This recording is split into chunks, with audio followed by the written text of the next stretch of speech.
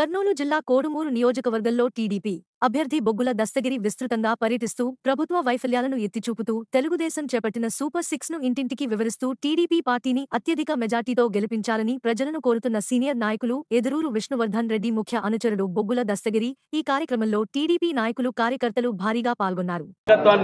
బలపరచాలని మేము కోరుతున్నాం.